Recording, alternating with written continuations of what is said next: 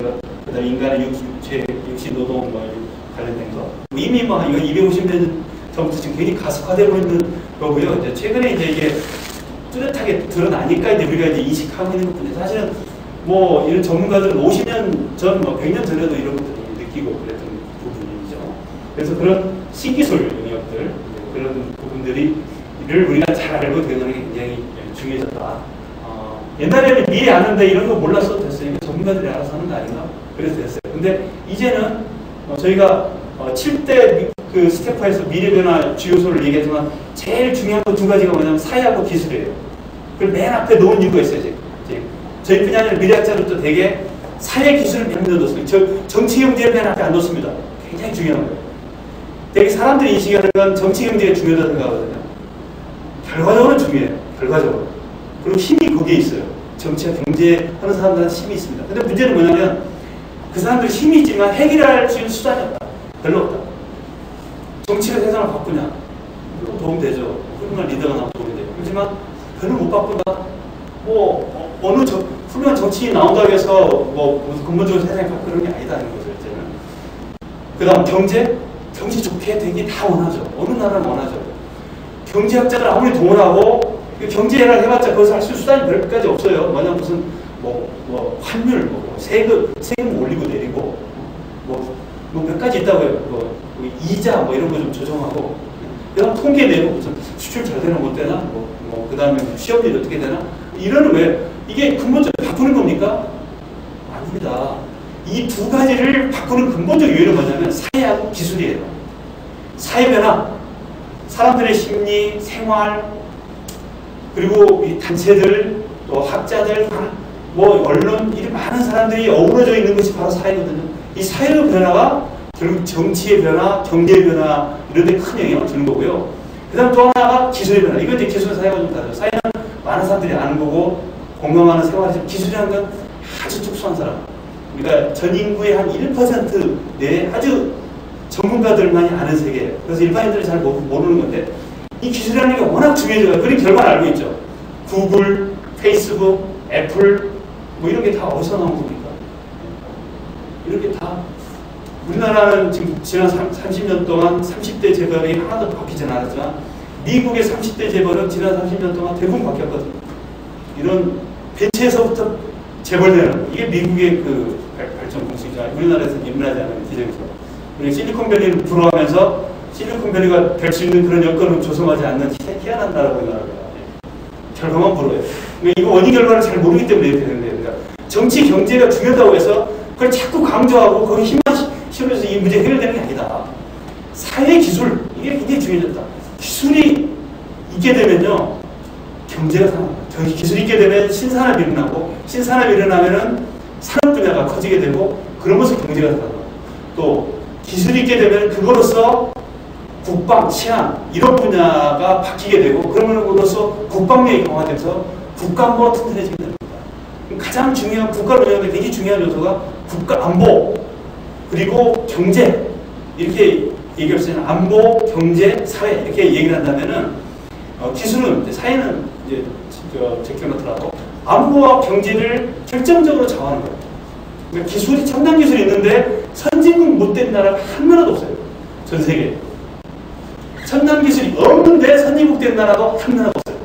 그 역도 성립이에요. 이게 어려운 거거든, 그 역도 성립. 이거 굉장히 1대1로 이렇게 딱 되는 건 굉장히 드문 케이스예요.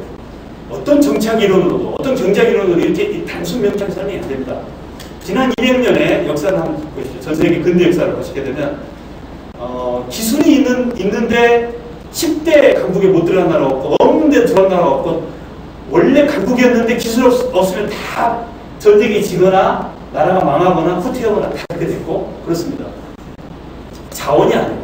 자원 많다고 해서 선진국 되고 구국 되고 아주 일부 사우디 정도나 좀 괜찮죠. 사원 많아서 정쟁되고 독재국가 되고 비극적으로 되고 전쟁이 휘말리고 그런 나라들이 부지기 있습니다. 95%가 그렇습니다.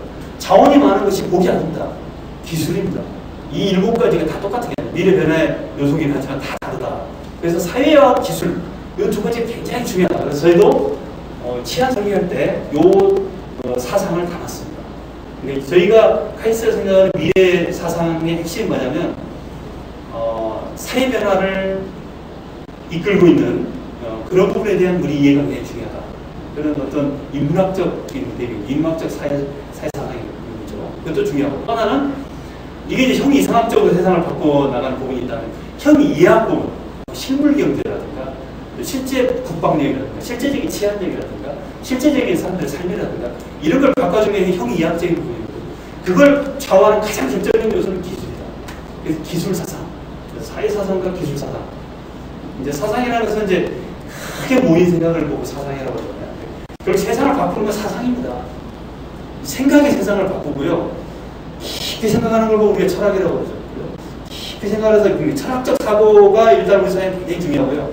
그리고 그런 걸 통해서 결국 이뤄나가려는 큰 흐름은 사상에서 나오는 거죠. 그러니까 사상이 힘이 없는 게 아닙니다.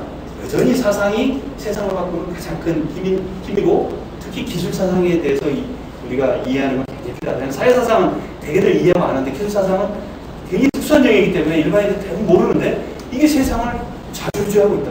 국력을 좌지하고 있고 전쟁의 승패를 좌지하고 있고 국가 흥망성쇠를 지금 좌지하고 있는 가장 중요한 요소가 최근 100년 사이에 됐다. 지난 인류 지금 만년 역사 중에 기술이 이렇게 중요했던 적 없습니다. 별로 안 중요했어요. 국가 리더십이 중요했고 정치가 중요했고 어떤 경제 주체들의 노력 중요했고 뭐 사회 체제가 중요했고 그랬었어요. 근데 최근 100년 와서는 완전 세상이 바뀌었습니다. 그렇게. 앞으로 미래도 당연히 많이 바뀔 것이다. 뭐 100년 후에 또 무슨 초능력 사회가 되고 무슨 엑스맨들이 이제 우리 같은 열등한 인간들을 대체해서 세상을 지배할지는 모르겠으나 적어도 앞으로 한 30년 정도는 이러한 그 트렌드가 가지 않겠느냐. 뭐 그 사이 엑스맨이 지배할 것 같지는 않아요. 그런 거고요.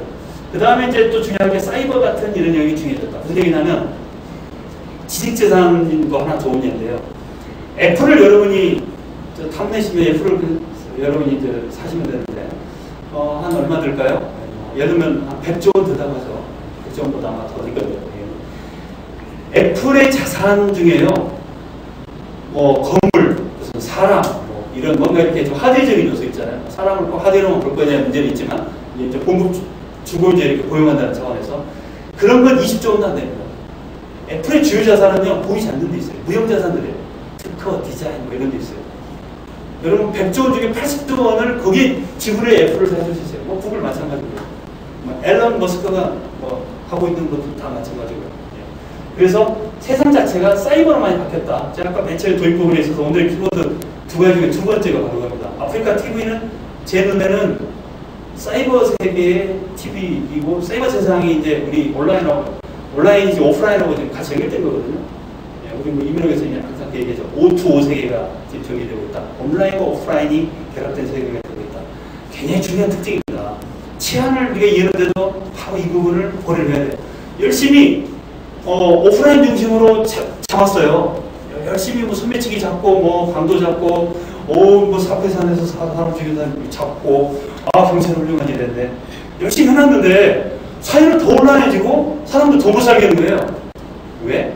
범죄 중요 항목이 좀 바뀌어가지고 더 큰 범죄자들을 잡히지도 않아. 여러분 내부자 그 영화에 아주 적나라하게 표현 잘하고 있지 않습니까? 네, 그게 뭐 영화만에 얘기하고 보는 국민들 거의 없잖아요. 이 현실을 거의 그대로 반영했을 거라고 보지 않습니까? 이제 그런 것처럼 우리가 보이지 않는 곳에 범죄가 훨씬 커졌기 때문에 그쪽에 가서 경찰이 활동을 해야 된다. 그래서 지금 여러분 경찰청 홈페이지 보시면요. 사이버 경찰청이라고 이름을 붙여놨습니다. 그래서 저희는 저희 보고서에도 그 얘기했는데 지금도 이미 그렇게 돼 있지만 미래 사회에 가게 되면은 밖에 세계 또 나돌아다니는 경찰보다도 사이버상에서 사이버상의 그 사람들 명예훼손이라든가 범죄라든가 무슨 또 뭐 댓글 뭐 이런 걸 뭡니까 만약 정부기관에서 보고 있으면 댓글 공지하고 있으면 그것도 잡아야죠, 진짜 그죠? 네. 그런 거라든가 여러 가지 사회 질서를 유지하는데 경찰이 사이버상의 역할을 굉장히 많아졌다.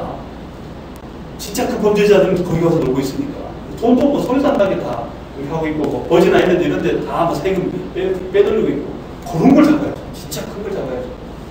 뭐 이건 뭐 수십조 원 막 이렇게 빼돌리는데 이건 뭐 겨우 수억 원 그 빼돌리는 거 그 잡아서 뭐겠어요. 수억 원도 물론 잡아야겠지만 수십조 원 하나 잡는 것이 수억 원, 1000명 잡는 것보다 더 훨씬 크다. 10,000명 잡는 것보다 더 크지 않습니까? 그래서 경찰이 놀아야 될 때 가서 놀아야 된다는 거죠.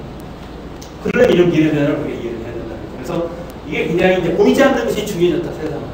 이게 선진국의 특징이기도 합니다. 선진국은 중요한 것 중에 하나가 뭐냐면 신뢰사회예요. 선진국. 신뢰사회는 무서운 사회입니다. 실은요, 제가 관찰한 거에 하면은 어떤 나라든지 선진국이 되면 다 신뢰사회가 됩니다. 그리고